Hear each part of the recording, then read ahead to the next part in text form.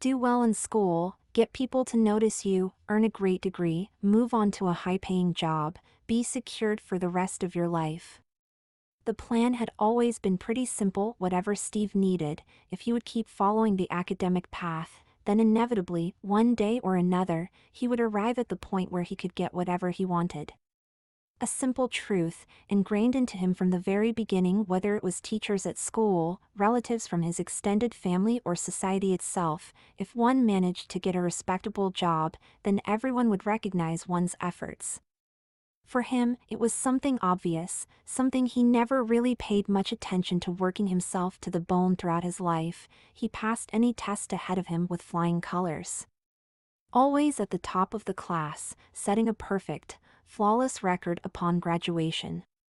For his university of choice, applying to it was an easy task, and he was among the first to be accepted for the year he graduated school in. And even now, on the finish line to graduating with honors in the field of biology, it looked like nothing could ever possibly stop him. If anything, his life was on the very track he set it on from the very beginning, the one that would lead him down to success. And yet, within himself, there was a certain emptiness, a feeling he couldn't quite express with the impressive vocabulary he had available to himself. With his single-minded pursuit of knowledge, it led to him abandoning a lot of other things in its favor: a mostly friendless background, awkward socialization skills, and a general lack of personal ties, even among his family. Studying was always something that came first to him, without anyone ever forcing him. In fact, seeing his unhealthy tendencies forming from an early age, his parents had always tried to get him to form a few friendships at the very least, endeavors that never really led anywhere. The boy had been absorbed, almost kidnapped by his books. There was nothing to be done once he opened up something and started reading. Now, after more than 2 decades on the planet, he finally started to feel some tinges of what he had been missing all this time: a certain loneliness within him, a feeling he couldn't quite explain. His only response to it was predictably limited: to indulge himself into his books even more. And yet, it only kept growing and growing, and it frustrated him. Not to the point his performances in his studies took a hit, but enough that something always kept him dissatisfied, to the point it left him ever so slightly irritated.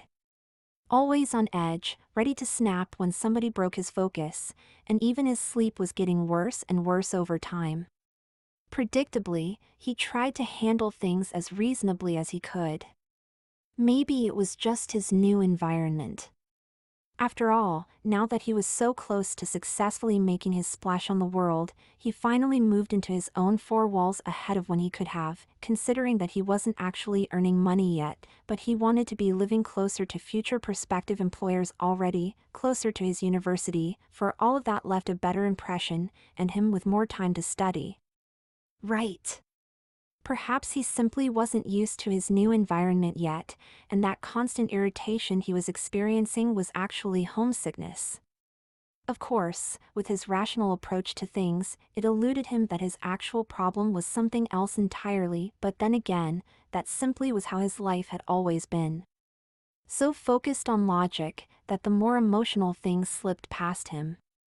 Amidst all of that growing exhaustion and unease, he ultimately ended up drifting back home for a weekend, just for the holidays. That's what he had been telling himself, at the very least. University was on break for the week, since a lot of its students were from abroad, giving them plenty of time to visit their families over the holidays, if they so intended to do. Perhaps, he should have seen that as a cue to just relax, and do nothing except spend time with his parents. They've done a lot over the years to enable him such a good road towards a career, after all.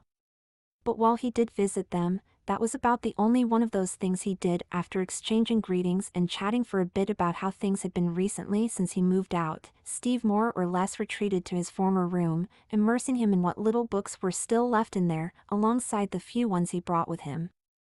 A sad state of things, and one that did not ease his frustrations in the slightest. As hard as he tried to do so, studying proved to be even harder than before within those familiar walls, and after an hour of unfruitful endeavors, he simply tossed the book onto the bed next to his desk, before flopping down on the very same bed, face first. Why was all of this suddenly so much more demanding to him? Wasn't this what he had always done, day in, day out? It should have been a routine to him. A task as simple as eating, drinking, or breathing. Yet, his head simply couldn't get into the right place for this effort, nor could it muster up the right state of mind. What did one even do in moments like these?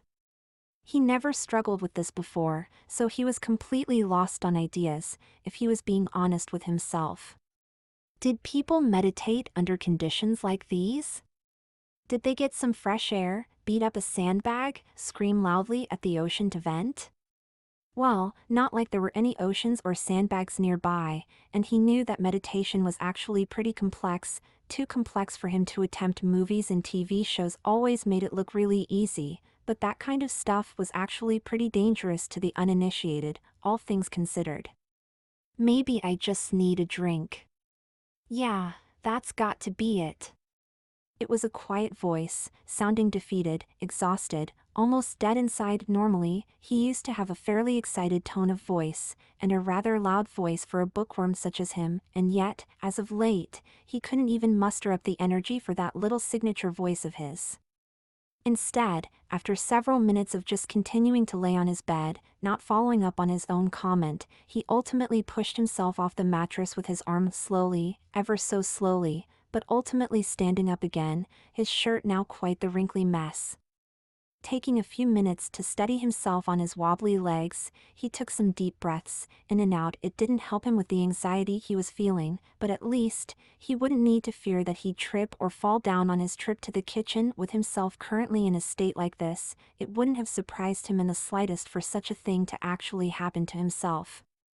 Eventually, he reached a point at which he figured that things would be okay, at least for the time being, and so he made his way to the kitchen, still somewhat unsteady, but at least a lot more stable than just minutes ago. A pretty straightforward walk, all things considered, with him directly heading towards his destination without paying too much attention to his surroundings. While walking through the living room, he noticed his mother sitting on the couch looking through something from the corner of his eyes, but he really didn't pay it too much heed, and instead entered through the door on the opposite side of the room. Yet, in a way, even this makeshift solution didn't seem to really fix his issues. After he arrived in the kitchen, he poured some water into a glass, then some more after the first portion did little to ease his mind. If anything, it felt like his throat was actually feeling more dry now than it did before he got himself a drink, which was just genuinely weird. Things like that didn't happen, not even if he was developing some kind of illness. And it wasn't like he was feeling ill or anything. His body was fine, more or less. What was bugging him was something inside his own head, not something physical or tangible. Must be really out of it today, huh? Get yourself together, I swear. It was a half-hearted attempt to light a fire within himself, to get his act together, and yet, it did not light so much as a single spark within him. Putting the still half-full glass back on top of the kitchen counter, he simply sighed and slowly walked back to where he came from, his own room. Perhaps he could call it a day early, and then start up again in 8 hours, even if it was in the middle of the night. There were so many things to be done, so much studying he still had to do, and it wouldn't do to take a break, to leave things hanging, to fall behind on everything he worked so hard to achieve. It wouldn't do at all. Not noticing his legs shaking again, Steve tried to take another step forward, out of the kitchen, but all he managed to do in his exhaustion was to fall, to collapse. And as a loud sound was reaching the living room from the kitchen, he already blacked out for a bit, sprawled across the kitchen floor. When he finally woke up again, he could tell that it was already dusk outside. The last thing he recalled was getting some water just before lunch, but now he was laying down somewhere? Wait! How much time had passed? How long was he out? That was time he just lost, that he couldn't make up again. He needed to get back to his room now, before he wasted even more time, and... Ow, damn, everything really hurts. He managed to sit up on what he now recognized as the couch in the living room, but only just barely. His entire body felt sore, stiff, and even without looking, it was pretty obvious that he was sporting at least some bruises across his body. But from what? If he remembered being in the kitchen and nothing after that, did he collapse? No, that couldn't possibly be. That was just silly. He never collapsed after all, and he didn't really exhaust himself or anything. He was just doing studying, not some kind of demanding physical activity. Just keep resting for a while, sweetie. Don't push yourself. You did come crashing down earlier. I swear, I knew it would come to this one day. Turning his head to the left, he saw his mother sitting on the couch. From the look of things, she was half keeping watch over him while he was out, and half flipping through old picture books that she apparently found earlier while doing some spring cleaning. Well, that wouldn't be out of character for her, planning a long cleaning session on the first weekend of April, then finding something she had completely forgotten about and getting sidetracked by it until the late evening. She's done it many times throughout his youth. If anything, he couldn't remember a single instance when she actually got that spring cleaning done on the very first weekend she wanted to do it. It usually took at least a second weekend to really wrap things up, sometimes even a third one. And nah, can't afford it. Exams are coming up. It's the Easter break. There's no way you're having any of these in the foreseeable future. And I really don't want the experience of picking you up from the kitchen floor a second time. You actually really had me worried for a bit there. Just to let you know, your pulse has been racing like crazy when I found you. Whatever you did, it's clearly been too much for you. Her tone was concerned, yet also somewhat resigned. Why did her baby boy have to turn out like this? At least as a kid, he still knew how to take breaks, but it felt like for the last few years, he just went harder and harder into pushing forward while neglecting his own body, his own health. Was there nothing else he ever wanted to do? Nothing that would just make him stop in his tracks? In a way, perhaps this little accident was a blessing in disguise. With him like this, he might finally reconsider for a moment, give himself a little rest.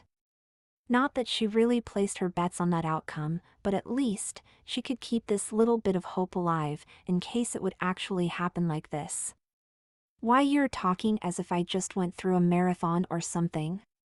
His head going hazy for a moment, he started swaying a little to the left, almost dropping again, only for his mother to lean against him with some quick thinking to support him, to at least allow him to sit up for a moment before dropping again. In a way, internally, she chastised herself. He would only drop to the couch again, and laying down was exactly what he needed right now. But she was still a mother. She didn't want her child to just drop down like that, if she could help it. Because that's kind of what you did. Not every marathon consists of running. Your body isn't the only thing that can get exhausted either. If I were to take a guess, you spent the last days just with studying while barely even taking a break, right? That's even crazier than running a marathon. But. No buts. Well, unless you really want to give me a scare like that again. That got him silent right away. As much as he wasn't the type to seek out social interaction, he wasn't the rude or ungrateful type. In a way, he could tell that his mother really did worry about what happened to him, and quite a bit at that, and he had enough human decency to himself that he wanted to spare her that experience a second time. Well, not like he thought he would collapse a second time, even if his body was sending different signals in that regard. But this, apparently, was just the kind of situation where his hands were tied. As much as it really bugged him, right now he couldn't move from where he was. Could you at least get me something to drink then? My throat's feeling really itchy with how long it's been. Only if you promise me not to sneak away while I'm getting it for you. Hey, I wouldn't dare. I'll keep sitting here, that's a promise. I should still have a glass with water on the counter, I think. Oh, that one? I poured it out earlier. Some ants were using it for swimming practice. I'll get you something new. Still water? Or want me to prepare some cocoa? Just water is okay, thank you very much. It was a little piece of information that kind of made him feel rather embarrassed. At some point in his youth, he was really obsessed with drinking cocoa, but over the years he kind of grew out of it and switched to water entirely. That was something his parents always playfully teased him with, not in a mean way or anything, just something they cherished as a fond memory of him growing up. Well, if he was being honest, that was something he didn't really understand, fond or cherished memories like these. Maybe he would, one day, if he grew old enough, but for now all he had upon looking back on his life was, really, just steps upon steps of preparation. Preparing to be the best in class. Which lead to preparing to be the best in his school. Then the best at his university. Then at his future job. That's how it was supposed to be, right? The moment he felt a cup of piping hot cocoa pressed against his cheek, for a moment, he jolted awake from his thoughts once more, and turned around towards his mother only for her to offer him a glass of water, while keeping the cup for herself. For a moment, he actually did believe she gave him the opposite of what he asked for, just to tease him a little, but no, she had always been a good sport about this. If he said no, she respected that, and that, at the very least, was something he really appreciated about her. He wouldn't exactly call them close, or anything. He was distant to pretty much anyone. Yet, that was one trait about his mother that he could really respect, that had to count for something, at least. Hope caring for me didn't interrupt your cleaning or anything. Huh? Cleaning? You know. Spring cleaning. First weekend of April. You always do that. Oh. Oh, you mean that. No, we had to postpone that for another week. Your father has to get a few repairs done over the next week, and that would only make a mess again, so, right now, there's no point in doing it just yet. We'll have to wait for another week or two before it can get going this year. That's surprising. I don't think I've ever seen you miss the start date outright. Well, we did want to, but those repairs got pushed back from last week to next, so, not much to be done there. For a moment, there was a silence between the two of them. Steve wasn't really used to keeping a conversation going, and it wasn't like there was actually all that much for the two of them to talk about. If it was about his studies, it would either be too complicated for her to understand, or would just devolve to the same talk they always had about him doing pretty good, and then not much else. In a way, that silence was pretty uncomfortable. Normally, he would have just retreated to his room to avoid this kind of feeling, but right now, that really wasn't possible. Desperately, he was looking and searching for something, anything that would keep things going, no matter how awkward it would be, and after scanning his surroundings, he found something that looked like it could give them at least something to talk about. By the way, I don't think I've seen that book around before. Is this new? Pointing at the table in front of them, there was a small, closed book, with no apparent title to it. It could have been literally anything, and yet, with so many things it could possibly be, he had no clue on which of these things it was in particular. For a second, he could have almost sworn that it had a bit of a glow to it, and yet, as he rubbed his eyes for a moment to confirm that he wasn't seeing things, it had already disappeared again. God, he still must have been pretty out of it from that earlier fall, right? This? No, we had this one for quite a while. I'm not surprised that you don't recognize it though. You never really had an interest in these kinds of things, didn't you? Opening the book and putting the first page on display, he could see a photo of his mother, in much younger years, sporting a prominent belly. She had to probably be in her late 20s, or early 30s from the look of things, though well. Given what he knew about his family, she must have been 31 at the time this picture was taken. He was an only child, so that apparently was from when she was being pregnant with him. Photos, huh? Yeah. It's been a bit since you've been here, and since you decided to get back over the holidays, I was just feeling a little bit sentimental. Your father's got an album like this, and so do I. And well, this is yours, with the pictures we've taken over the years. Not like you were already you at the time this one was taken, but you were there already, at the very least. I think this was just 1 month before you were due. Feels kind of surreal. Didn't that hurt? Getting me out? That looks pretty big. Not like I have any kind of idea about this, of course. Oh, you know it. Well, I don't mean that it hurt, but you took quite a while to actually come visit us. Didn't want to leave Mommy's womb, and you were pretty difficult to actually calm down once you were out. The nurses at the hospital were actually getting worried for a while there because it's been a while since they saw a newborn that noisy. Hard to imagine, me and being noisy. Hearing that, his mother couldn't help but to chuckle for a moment, because it was the truth. While his voice could be pretty loud sometimes, he was never really the type to raise a ruckus like he did when he was just born. If anything, he was a little bit too quiet and withdrawn. It would have been nice if he had at least a little bit of the energy from back then. Heh, yeah. We didn't really let the doctors take a scan, so we had no idea if you'd be a boy or girl. Your father wanted to, but I thought it would be pretty nice to let this be a surprise, even if it made planning a little bit inconvenient for the others. But well, we decided if it was a boy, the name would be Steve, and if it was a girl, the name would be Stephanie. At least this way, they could get some preparations done ahead of time. You know how that one turned out. Right. That was one of the little bits and pieces about his childhood that he had heard about. Photos of him in light blue baby clothes were just as common as him in pink baby clothes, because most didn't know what to get and just bought both sets.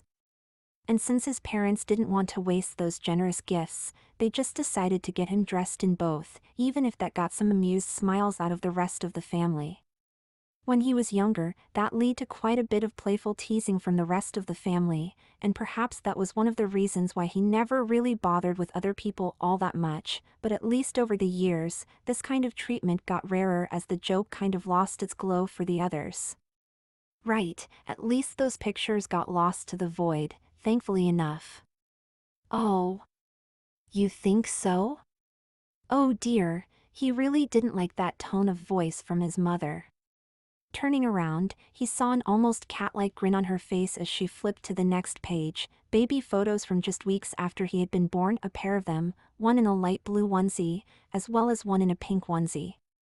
Yeah, there were apparently photos that survived a realization that immediately made him groan. Oh, this was just how this day was supposed to go, wasn't it? Going straight from a collapse to embarrassing baby photos was something he didn't see coming when he woke up in the morning. Still, there were no teasing remarks from his mother, no playful jabs, only a smile on her face as she was lost in nostalgia for a bit. It was really surprising, you know. You were crying and screaming so much at the hospital, but once we actually took you home, you were just quiet and peaceful. We really did prepare for the worst and thought you wouldn't let us sleep, but if anything, you were the one sleeping the most. Flipping to the next page, there was a picture of him in another one of those dreadful pink onesies, this time sleeping right next to a ginger cat. He didn't remember that one. We had a cat before? Oh. Yeah, I'm not surprised you don't remember him. Little Felix was already pretty old by the time you were born, passed away shortly before your first birthday. Was really attached to you, would often curl up right next to you. Maybe he was thinking that you were his child, or maybe he just felt like he was taking the job as your babysitter to give me some quiet.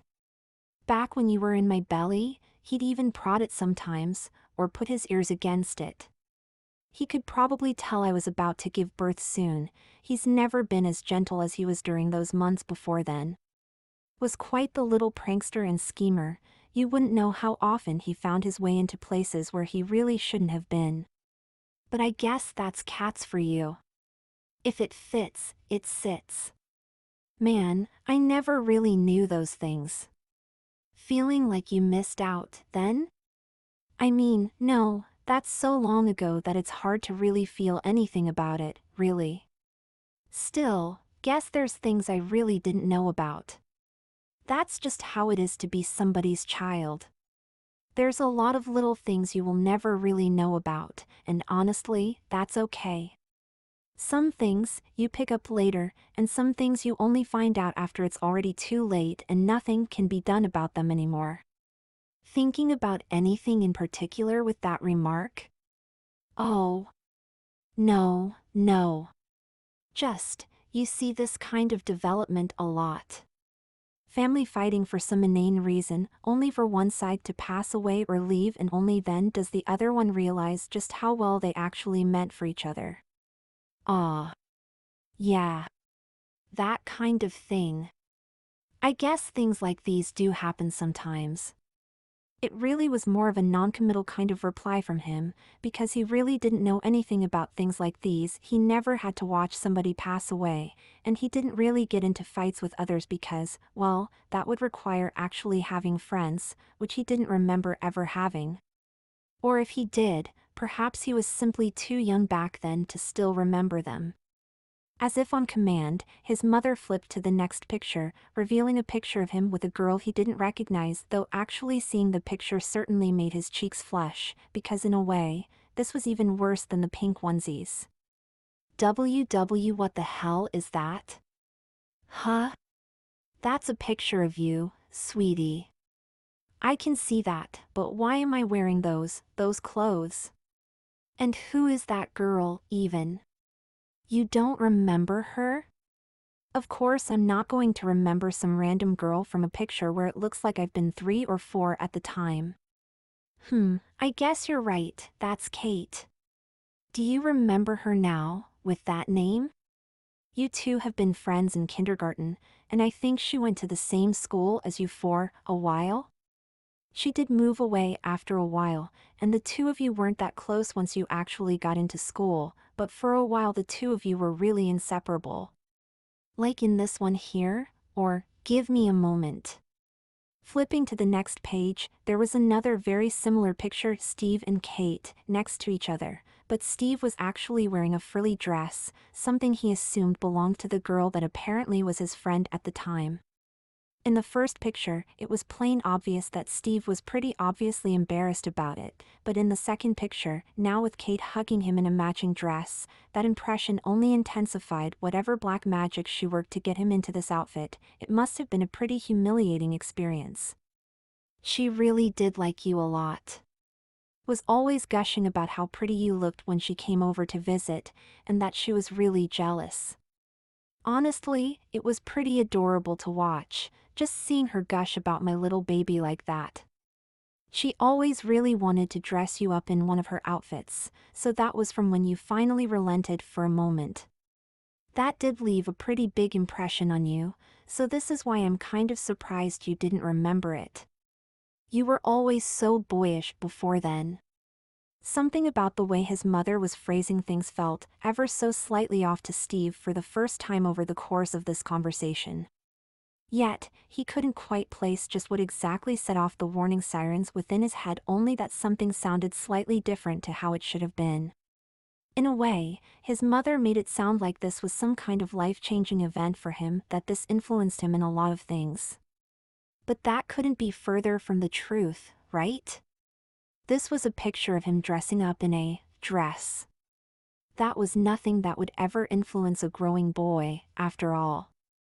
And did she say he was always so boyish before then? That sounded like he wasn't anymore, after that. Well, he never really participated in sports or anything like that, so it's not like he ever really was boyish in the first place, but she almost made it sound as if he started acting like a girl after that. Already, his mother had advanced to yet another page, and that one quite literally made her eyes sparkle, and yet, Steve couldn't quite bring himself to look down and check what had his mother so excited. For some reason, he got the impression that he shouldn't look. It was a feeling he couldn't quite explain, and yet everything within him was screaming to simply not look at the album. His gut feeling was usually right about things like these, but then again, this was merely a photo album. What was the worst that could possibly be there? Oh, that was a really nice day. Do you remember when that was, sweetie? What? Disoriented by the sudden question, Steve ignored the warnings his head was giving him and simply looked down at the album in front of him, only to be greeted by the image of a child in a frilly little dress. It was a girl? Well, at that age, one could never really be too certain, but going by the length of the child's hair, as well as the outfit, it seemed like a fair guess. But then, that didn't make any sense, right? After all, there was no girl like that in his extended family, and he definitely didn't have a sister either. But then, why did she look so much like what a potential sister of his could have looked like?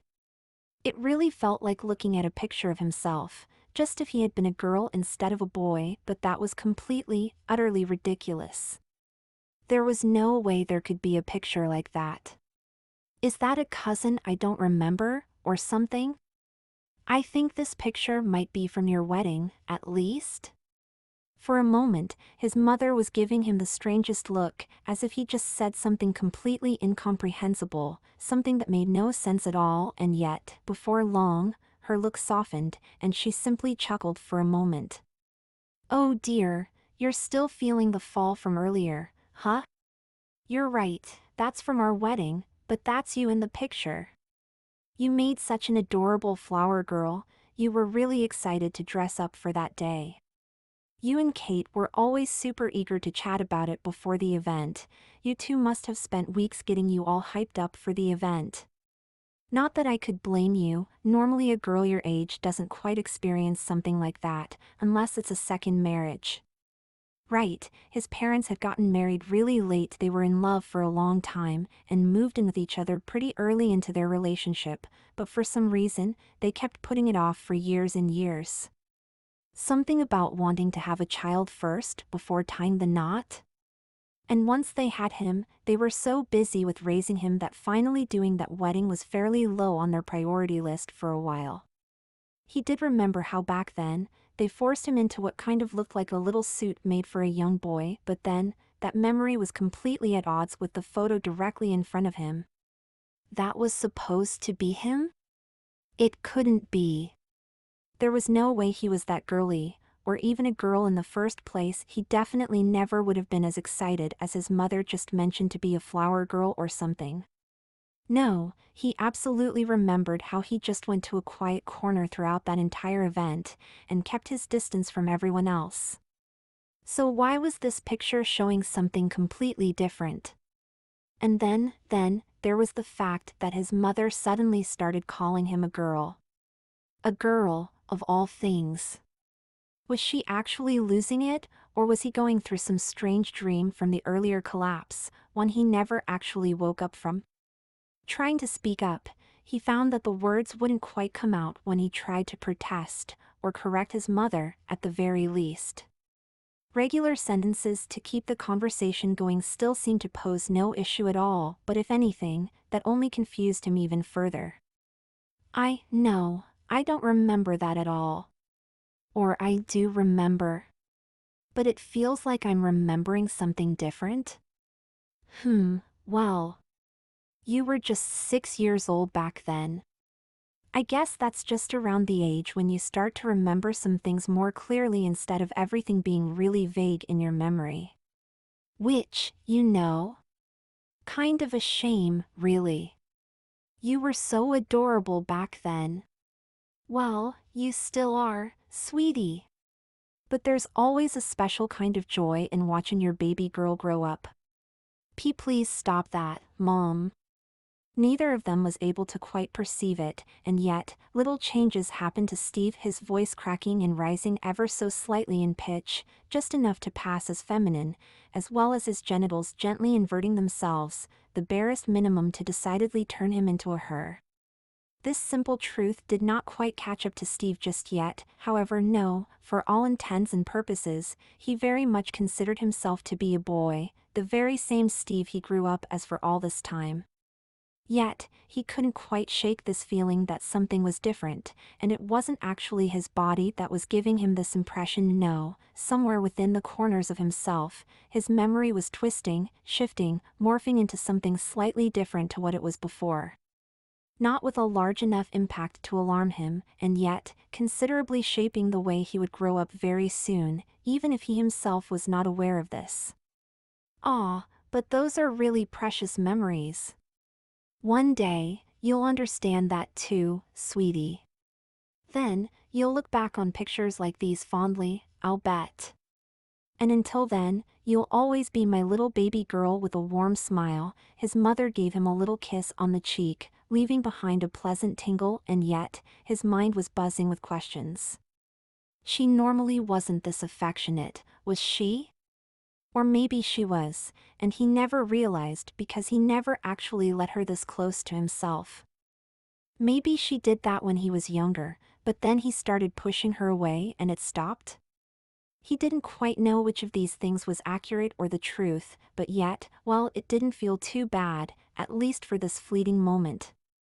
Still processing that quick kiss, he didn't even notice how his mother already flipped forward to another page, this time showing the same girl, maybe a year or two older by this point, in a little pink tutu.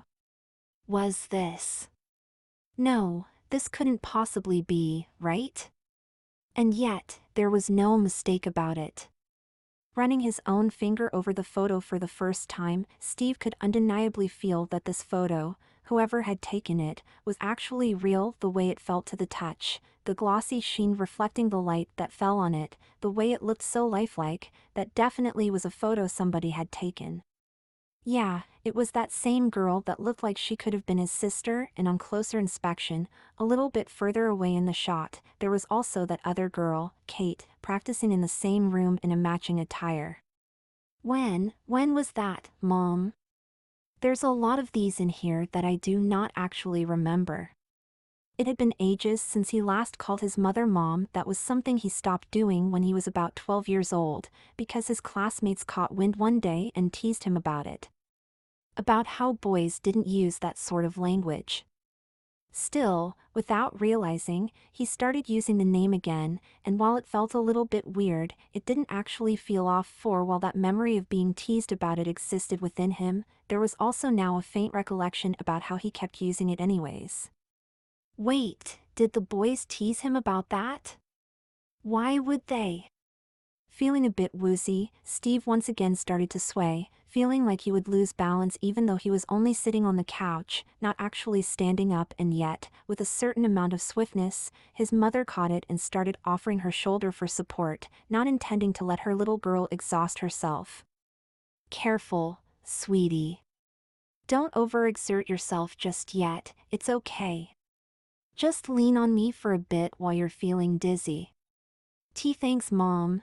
That fall must have been pretty bad. No need to thank me, that's simply what a mother does for her beloved daughter. But let me think, when was that again? Second grade, I think. I'm not even sure who started it. You and Kate were watching that one movie, you know, the one with the nutcracker, and after that both of you really wanted to try being ballerinas. I know Kate begged her mom, and you begged me, but I'm not sure which of us actually relented first. We did sign you two up for the trial period, but turns out, these courses are expensive. Very expensive. Oh. Oh, right. Yeah, I think I've read about that before.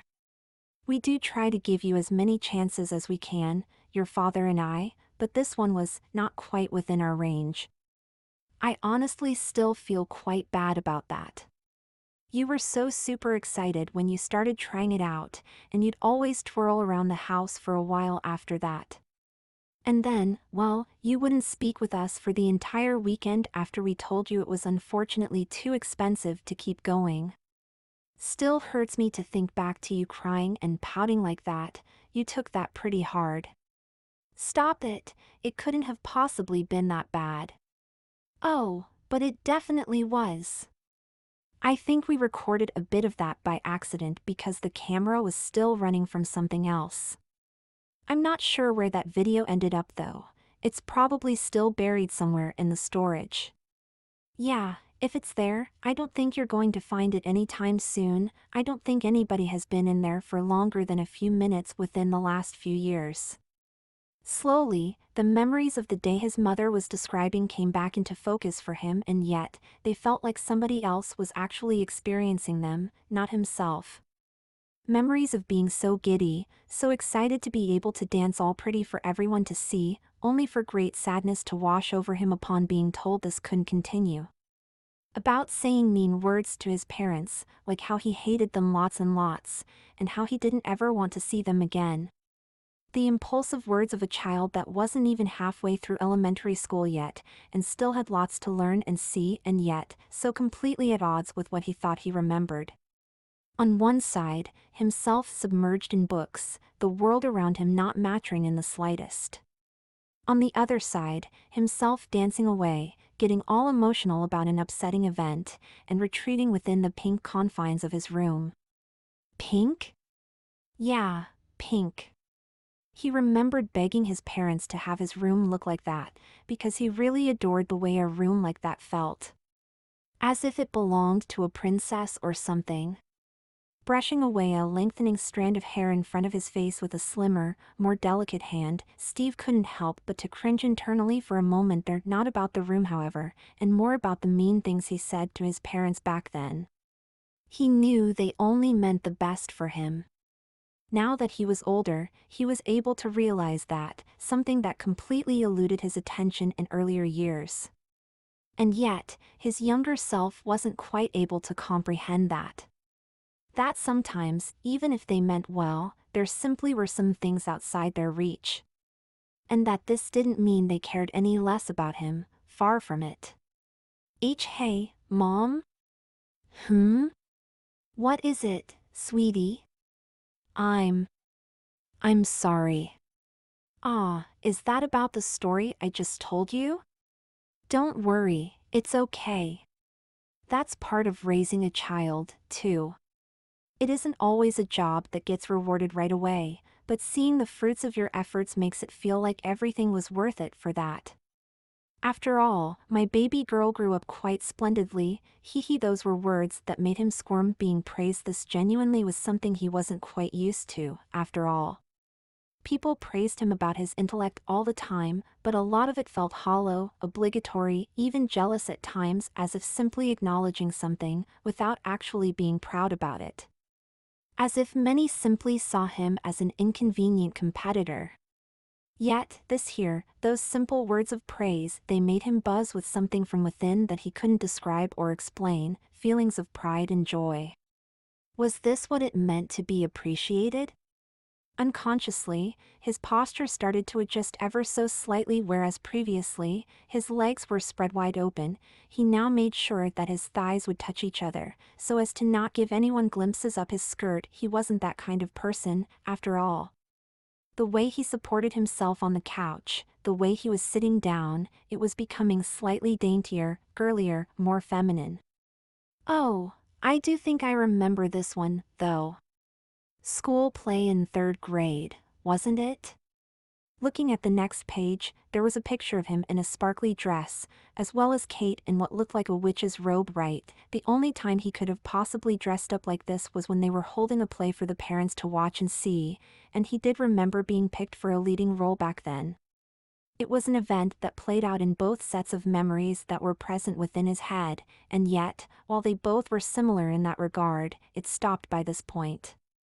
Memories of reluctantly being made to play the prince, even though he really couldn't care any less about the play and anything connected to it, simply because he had the best memory among those in his grade and therefore the best fit to memorize all those lines the prince had to speak. Contrasted with the memories of being super excited about the play, and really wanting to get picked for the role of the princess, something that Kate greatly encouraged her towards, to the point that she was actually chosen to play the role of the fairy godmother afterwards. That way, she could support her even within the play itself. 2 performances, both praised for very different reasons. The stoic, intelligent prince, conveying his role perfectly in the way people were wondering whether it really was a third grader who was standing atop of that stage. A boy so aloof that he was the perfect fit for the role, even though in reality, he was just completely indifferent to something he considered to be an absolutely farce and waste of time. On the flip side, the charming, cutesy princess. The darling of the audience, enamoring them not just with her flawless mastery of the lines, but also by adding her personal little flourishes throughout the play. It was very obvious that the girl had been selected for her dream role, and the way she was prancing around the stage with a spring in her step made it quite obvious that she, too, was the perfect fit for her role. Two conflicting pieces of information that made her head ache for a moment. Stephanie was actually losing her grasp on which one of these two was actually real, and which one of them wasn't. The memory of playing the prince was just as vivid as the one of her playing the princess, to the point where it felt like she legitimately did play both of these roles, and yet, she couldn't possibly have. There were several points within the play where both characters were on stage at the same time, and she definitely couldn't split herself into a second copy of herself, or start talking to herself in front of the crowd while pretending to be two completely different characters.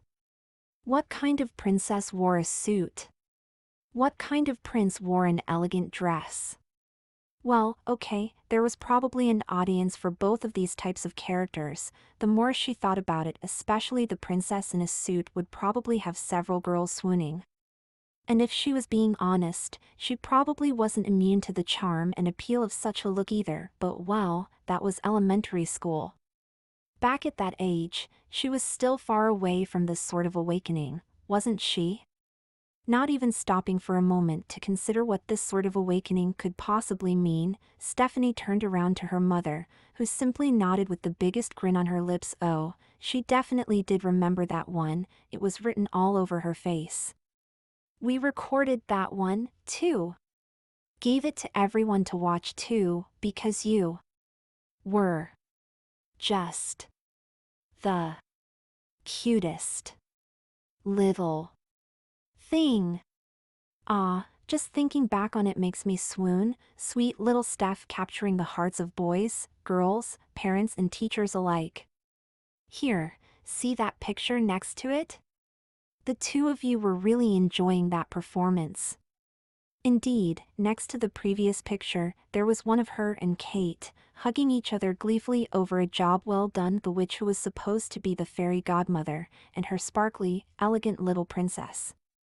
They had even styled her hair in adorable little ringlets for that day. The teacher said it was fine, that she didn't need to go the extra mile, but little Stephanie really wanted to be as pretty as she could possibly be. As her mother kept flipping through more pages of pictures from her elementary school days, Stephanie simply couldn't shake this feeling that there were still two conflicting sets of memories within herself, the one of her as a boy named Steve, and the one of herself as the girl named Stephanie who was adored by everyone around her. In a way, the two children weren't even all that different in some cases. Both of them loved to read, and were actually pretty smart. They simply took it into vastly different directions. Steve was the kind of reader who was so obsessive about it that he neglected everything else around him: friends, family, classmates, relationships. To him, there was only books, more knowledge to be gained, more tests to ace, even at such a fragile young age. His experience was a lonely, cold one. He didn't feel lonely, not at this stage, and yet, there weren't any people around him except his immediate family, and even then, he did not let them close to himself. Then, there was Stephanie, a little bit of a dreamer, a delicate, perceptive little lady in the making, the kind who would love to indulge in a fairy tale or make-believe tea party every so often. She did of course study, and was quite good at it, and yet, she always knew when to stop, and instead focus on other pursuits, like socializing, or giving herself a proper rest. Friendly and outgoing, there were always people around her, and of course, she always made sure to show herself from her best side. I'm pretty sure this was in 7th grade, wasn't it? Yeah. Just when you started that year, sweetie. It was really unusual to see Kate simply show up to school with pants that day, to be honest. I don't think I've ever seen her in a pair before that day. Well, I still haven't seen you in a pair to this day. I can't help it. I tried them once, but, I don't get why boys wear them at all. They feel so super weird and constricting, it's like something's constantly hugging my legs. I'd much rather have it be nice and breezy, even if it's a bit colder in winter. Now actively and openly proclaiming her allegiance towards skirts, Stephanie couldn't help but to look a bit more at the pictures in front of her. That day really was quite the surprise. The cute little Kate, showing up in pants one day after summer break, and with shorter hair to boot, quite the image change, one that quite confused her. From what she remembered, it was about something like how being next to somebody like Stephanie made her feel like she could never measure up, and how she would always just be that other cutie in a presence of an absolute beauty like her, words that Stephanie really didn't understand at that time either. The two of them took a selfie on that day with Kate's new phone, and ultimately, that photo found its way towards her mother, but she remembered how she really wasn't certain whether that was a moment that should be remembered fondly later down the line. After all, Kate was cute as a button too. Why did she want to give it up just like that? Two cute girls was always better than just one, after all. They had a little fight over the subject a few weeks afterwards. That was a memory that stuck out quite vividly in Stephanie's mind. For Steve, an event like this never happened, because he was never close to her in the first place, and yet, Stephanie felt less and less inclined to believe that this set of memories was the real one. After all, it felt so lonely. While her own memories were so vibrant and lifelike, there was no way her life as Stephanie could have been the fake one, right? But yeah. A fight. Looking over the next sets of pictures, that became readily apparent. The girl that had always been so close to her stopped appearing in the pictures entirely, and if somebody else appeared besides Stephanie in those pictures, it was usually her family during that time. It was over the silliest thing, Kate's new change in style. They simply couldn't agree. Kate wanted to be acknowledged by her, and she in turn said how it didn't suit Kate, how she liked her a lot more when she was all cute like herself. With the wisdom of hindsight, Stephanie clearly knew that she was in the wrong there, that it wasn't her place to tell people how they had to dress, act, or present themselves. But back then, that was an upsetting event to her, the friend she thought she had so much in common with suddenly turning away from what drew them together in the first place. It honestly was the only time in her life in which Stephanie remembered experiencing some kind of loneliness. She dearly missed the presence of her friend, and yet, she couldn't bring herself to apologize, and the same was true for the other side of this little fight as well. Whether it was pictures of her 14th birthday, of the days she took care of the garden outside, or of the time she spent on vacation, the other girl was nowhere to be seen for a while. Oh wow. We finally get to something that feels more recent, sweetie. Snapping out of her own reminiscing for a bit, Stephanie couldn't help but to take a glance at the page in front of her, spotting an event she remembered as vividly as if it had just been happening the day before, herself in a frilly, black and white dress, full of little decorations. Frills, bows, ribbons, wristlets, a choker, a pair of high heels. Right, that was a picture from that day. After a while, as the two girls drifted away from each other for a couple of years, Stephanie really started getting into Lolita fashion. This couldn't have been longer than 4 years ago at best, maybe a year or two before graduating, so at about the age of 16 or 17. On a trip to the nearby city with some classmates, a new store had caught her eye, and she couldn't help but to admire the kind of clothes on display there. Elegant, frilly, cutesy and feminine, the various styles shown off instantly captivated her heart, put a spell on her that to this day had a strong hold over her. It felt like she had found a missing piece, something that could actually complete her. By this point in time, she had realized that her childhood dream of being a princess was something that would probably not work out, but what she saw in front of her was probably the next closest thing she could probably have to it. It took a lot of convincing. In the end, she even had to take her mother to the store with her, just to let her see her daughter in that outfit she had been eyeing, in an effort to convince her it was the right choice. A foregone conclusion, although it was a little pricey, her mother decided to indulge her little angel, especially because it wasn't often that she actually asked for things like these. It was the day she too redefined her image, the way Kate did years ago, though in Stephanie's case, it was more like an update of something that already existed, rather than completely reinventing herself into a different direction. Of course, even with her realizing she couldn't be an actual princess, at that time, she was still harboring the dreams and hopes of one day being swept off her feet by somebody handsome, her very own Prince Charming. But then again, after trying to date boys on a few occasions, she could never feel that sort of spark hit her that all the stories talked about, to the point it made her wonder whether that part, too, was also fake. Or, heaven forbid, if something was actually wrong with her. Little did she know at that time that a realization was just around the corner. Yeah, that really doesn't feel all that long ago, Mom. Hard to believe it's been a few years anyways. Sometimes you really catch yourself thinking that was just a few weeks ago. I'd never.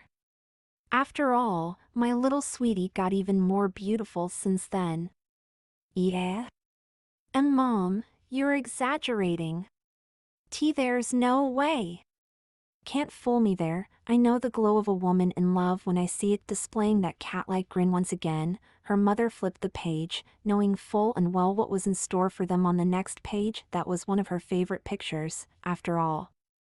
There they were, the two friends finally making up again and reconciling, though was it truly a reconciliation if it felt like both were suddenly much closer again than they ever were before? It was just a chance meeting, while checking out and paying for the new outfit at the store, when something about the customer in line behind them seemed to be really familiar. Stephanie noticed it first, while it took her mother quite a bit longer to notice that the boy behind them looked like somebody they knew. Yet, as they both eventually realized, it wasn't a boy they were talking to at all.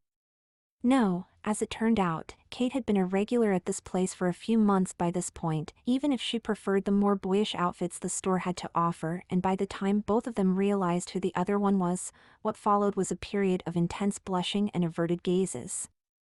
Neither of the two friends could really look each other into the eye, but not because they were still hung up over the fight they had years ago. No, if anything it was because they were both very appreciative of what they saw in front of them. Stephanie, suddenly feeling something click within herself, that the handsome prince she was hoping and looking for was a girl all along. Kate, not having been close to her friend for a while, and now being overwhelmed by just how beautiful and elegant the girl had become since then. An arrangement that left them both struggling for words, because they were both being overwhelmed by just how hard their hearts had been thumping inside their own chests. Admittedly, there was a bit of irony to their positions. Kate had grown up to be quite busty, and even the dress shirts couldn't quite hide that, while Stephanie's own bust remained fairly modest, more on the small side without actually being flat. Looking down at herself in the present, the girl couldn't help but to sigh for a moment. Yeah, her bust didn't grow since then either. But perhaps that was for the best. After all, this sort of fashion style was more suited towards builds like hers. If she was built like Kate, it would become so much harder to find something good that actually suited her. But, yeah, her mother wasn't wrong. That was love, a crush if she had ever seen one, her own sort of awakening, the realization that she really just loved seeing handsome girls in a nice suit, dressed up all fancy. Nowadays, with that realization, that fight she had with her best friend, no, they dated now, so her girlfriend, was so silly, but that was the way it went with girls their age, wasn't it? I mean, I can't help it. Have you seen her? Oh okay, you did, there's a picture in front of us, but I mean, the real thing. Oh wait, you were in that store too. You know what I mean, Mom. Just look at her, okay? That smile, those eyes, I still feel like I'm gonna melt if I just picture it in my head. That's okay. I was like this when I met your father too. Well, not quite as dramatic, but you've always been our little princess. So it only makes sense that the way you fall in love would be really maidenly as well. Can't say I saw you dating Kate ever coming, but we love you all the same, you know. Don't let anyone ever tell you otherwise. It sent a warm, comfortable feeling throughout her entire body, love, but of a different kind. A feeling that somehow felt completely new to her, and yet also as if she had been on the receiving end for a million times by this point. Something Steve so desperately craved but never had, and something that Stephanie received in bounds, while also loving to share it with those around her. Thanks, Mom. I really mean it. I really wasn't sure what to do if you or Dad suddenly thought I was weird or something. Aw, I've seen far worse stuff. If anything, it's cute. You two are absolutely made for each other, if you ask me. The fairy godmother was so proud of her creation that she simply decided to become a suitor for the beautiful princess herself. Heh, maybe that was why she changed her style all along. You think so? Wouldn't she have been kind of young to think that far ahead? Maybe. Or maybe not. Sometimes, children are much further ahead in knowing what they want than adults would ever think, you know. It could have been completely intentional. Or maybe it was just a happy little accident. Whatever strikes you as more romantic, Sweetie blushing and nodding for a moment, Stephanie was the one to flip the page of the album this time around, though she realized that there really wasn't that much more to see for them. There, on one of the last few pages, was a picture of the two of them at prom together, dancing, Stephanie in a dress, Kate in a suit. Honestly, they were attracting quite a bit of attention on that day. Up until that point, they more or less kept the fact they were suddenly crushing on each other under tight wraps to everyone else, but for that day, they simply decided to completely blow the lid wide open. All the eyes were on them, and they were quite the envy of the crowd. Yeah, there were a couple of snide comments snarking at the sudden lesbian reveal, but those who actually knew the girls from all the way back could absolutely see how the relationship turned out the way it did, for even as children, the two of them were already joined at the hip. With how things were developing for a while, it felt quite natural that this would be the conclusion everything was leading towards. Nostalgic for that day already? Oh, of course. I wish I could just repeat it all over again. Well, you'll have plenty of opportunities for that in the future too, believe me. After all, one day you're going to properly introduce her as my new daughter-in-law, aren't you? Mom. Am I wrong, though? Why, you aren't, but there's a time and place for everything. Well, with you two lovebirds, any time is the right time. I think there isn't much room for me in your heart whenever your darling girlfriend is with you. See, cut it out, you know I'd never forget about you or anything. I'm really happy you're my mom, you know. And that you keep supporting your weird daughter. Playfully, the two of them gently bumped a fist against each other's forearm, a soft, teasing jab that barely had any force behind it. No, the two women knew that they didn't take each other for granted. Stephanie dearly appreciated the things her mother did in raising her, and in turn, her mother was just delighted in actually seeing her daughter bloom in front of her eyes. Yeah, Stephanie wasn't exactly the mass-produced model, but in a way, that made things only more exciting and charming. Who needed kids who were indistinguishable from everyone else in the first place? No, Stephanie was a delight, with all her little quirks polite to a fault, yes, but never once losing her side that loved to dream or that appreciated the finer things in life. Smart and successful, anyone who would date her would be lucky to have her. That it would be a lifelong friend who always supported her would only be fitting, even if said friend turned out to be a girl. Admittedly, it was a bit of a shame that this would mean there would be no granddaughter waiting in the future, but if that was what made her baby girl happy, then that was all that really mattered, wasn't it? In the end, what followed was more of the same. Lots of pictures from that evening, mostly together with the friends they had made over the years. A few pictures of their graduation, of their new place after Stephanie moved out and found a place she could share with her girlfriend, memories that were really recent, fresh enough that there was barely any nostalgia for them just yet. But that, in a way, was okay too. Over time, that appreciation would follow suit and make way for a much fonder look on those pictures than it had already gotten on this day. There was no rush with things like these. Albums were meant to be revisited after all, and much more could be added to it down the line. There absolutely would be more pages reserved for the wedding her mother knew was coming. With them being the kind of lovebirds they were, any other conclusion would heavily surprise her. Still, as Stephanie flipped over the last picture in the album, she couldn't help but to pout a little. It was so cool to relive those memories again after so long, especially for some of those events she had long forgotten about. Whether it was silly things like being in a light blue onesie as a baby because people thought she might be born a boy, or her day of being a flower girl as a child.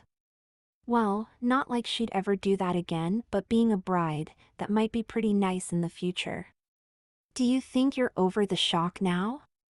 Or do you still want to gather yourself a little bit longer, sweetie? Shock? What shock? For a moment, Stephanie couldn't help but to ponder about this, for she was so absorbed into the album that she completely forgot what happened just before then. Ultimately, it came back to her, however, and she recognized just what it was her mother was talking about. Right, she tripped and fell just earlier. A silly little accident. She was showing off her newest outfit to her mother, a pink Lolita dress, when one of the heels on her shoes actually broke, sending her falling to the ground. She didn't come even remotely close to injuring herself, or tearing her clothes somewhere, thankfully enough, but the event spooked her a little, to the point that she was wobbly on her feet afterwards. She almost suspected something like that could happen, for the pair was giving her that kind of feeling for the last few days, but it was just too cute to give up on. Not like she had the choice any longer. At least she brought a spare pair with her, that way she wouldn't need to step outside with a mismatched outfit. Yeah, I think I'm all good now. Thanks for worrying about me though, Mom. I really appreciate it. Ah, don't mention it. That's what parents do for their children, after all. And I'm certain I'd receive quite the tongue lashing from your darling if I were to let you head out with any injuries. After all, she can be pretty intense like that sometimes, yeah. But that's just yet another reason why I love her so much, and you know that. Nodding, her mother simply gave her a thumbs up, before gently offering a hand in order to help her daughter up to her feet again. And offer Stephanie accepted with feminine grace that came from years and years of dedication towards the craft. A sight that made her mother genuinely proud. Raising her for all those years had always been worth it, but especially for moments like these, it made her realize just how much of a blessing Stephanie actually was. When will she pick you up again? I know she's not going to let us hog you over the entire holidays, at least. We agreed on tomorrow. She's going to be here for lunch, and after that we'll head out back home. Said she had some business to take care of on her own for a bit, so I'm not going to pry. That got her mother's interested, but she too didn't decide to pry. She had a good inkling of where this was going, for with how close they were, there weren't many things Kate would like to do alone, without Stephanie around. It was probably meant for a surprise, and it really was quite obvious what kind of surprise that could possibly be. Well, that was a thing she could figure out because she had more experience in life. It would be fun to see her girl make that particular experience for the first time as well. It wasn't her turn to spoil it, far from it. But before I forget about it, can I make a silly little confession, Mom? Oh. Sure, go ahead. I'm listening, sweetie. So. I was having this weird little thought earlier. Honestly, I don't know where it even came from, or why I was having it in the first place. You know how you said earlier that you wanted to be surprised about whether I'd be a boy or a girl? Yeah, what about it? So, maybe it was because of that, but I'm not really sure on that end. But I kind of imagined what it would have been if you two raised a Steve, instead of a Stephanie. Was it a nice life? Exactly the opposite, I feel. It was really cold and lonely. All I ever did was hole myself up in my room, study without paying attention to what my heart actually wanted. No friends, no breaks, just studying and more studying. Why? It's not like you neglected your studies either, but you didn't turn out that way. Maybe because it's expected of a boy? Like, not expressing himself, not showing emotions, always having to be successful above all else, that kind of thing? I don't know. That boy felt so completely foreign and alien, I don't think I could understand him even if I spent a century inside his head. Well, thankfully you aren't him, right? Yeah, and I'm really happy about that. You've been the best mom I could have asked for. Everyone's been so nice to me, I've got a wonderful girlfriend, and just, if you asked me what I'd like to improve about my life, I don't think I could think of a single thing. I'm happy I was born this way. But I also can't help but to pity this version of me that doesn't actually exist. Like, what if there was a universe in which he actually does exist, and is just miserable all the time? Not like I could do anything about that, of course, but... I mean, how do I even express that? Nodding, her mother simply tried to soothe her daughter by stroking her hair, something that always calmed her down. Or at least, in this new reality of theirs, there was no need to tell her daughter that until less than an hour ago, Steve actually did exist. It was a drastic measure, admittedly, changing Steve to Stephanie entirely with a few rewrites to reality here and there, but after she saw once again how dreadful the path was that he was heading down towards, she couldn't help but to act. At the end of the day, she was still a mother after all, a mother who wanted to see her child happy even if some adjustments needed to be made for that. Still, she tried her best to give Stephanie as comfortable of a life as she could get, even setting her up with a girlfriend for life, instead of making her interested in boys now. Don't worry about it, sweetie. I'm sure that if that version of you exists in some world, he too will find his way sooner or later. Sometimes, it simply works out like that, but while it's nice to have empathy like this, always remember that it's very hypothetical. That version might exist. Or it might not. It's good to wish that version well, but it wouldn't do to lose sleep over it either. After all, then you would simply make all the ones who care about you worry, right? With a little tear welling up from her eyes, the girl simply nodded, before bringing herself to smile again. It was a surprise that Stephanie still seemed to have a faint recollection of the previous timeline, but that too was probably starting to fade already. It was for the best after all. It was much better to have a daughter that would live a nice, long life, rather than a son that would probably overwork himself and die before he could even realize the errors of his unhealthy lifestyle. Some may have called her cruel or callous for such drastic measures, but ultimately, she simply wanted a person she deeply cherished to live longer, much longer. Walking on the tip of her toes, sweet little Stephanie simply headed back to her old room, left intact for days just like these in this new reality, before she returned a few minutes later, dressed in her spare pair of heels. Right, this entire fall happened because she really wanted to show off a new outfit, and it was quite fetching on the girl, she had to admit as much. She really didn't know the terminology for all the styles and brands for this particular kind of fashion, but it was quite a pink and frilly outfit her daughter wore, even with a little bonnet on her head. If there was anything that perfectly embodied just what kind of person her daughter was, compared to her son, then this was probably the one. Every so often, the girl would simply twirl, being careful not to break another pair of heels, and in return, her mother would simply clap, obviously enjoying the display in front of her. It was a quiet, comfortable evening, even as her father returned and started gushing over their daughter even more intensely. A lively, noisy evening at the home of the family, but it was nice to have these every once in a while. With their daughter moving out, it had gotten quieter at the home, so evenings like these were precious, and even though their daughter would soon be whisked away by her handsome Prince Charming again, at least for now, they could enjoy this cozy home among themselves. What started out to be a little trip down the memory lane turned into something much more pleasant for all parties involved: a new daughter that enjoyed her life, and parents that could finally get through to the child they cherished so much. It took a little bit of effort, but things sometimes simply weren't that easy. Sometimes, the rules had to be bent a little, even if that meant the rules of the universe itself. Her mother simply knew that on the next day, Kate would be there, presenting an engagement ring to the love of her life. It would be fun to see Stephanie's face on the day that happened, and a moment her mother wouldn't want to miss for anything in the world. After all, there was another page in the album just begging to be filled. But that was a matter for her one day later to resolve. For today, it was just fine to enjoy things as they now were. With life on its current course, there would be no reason to worry anymore, or to ever feel lonely again.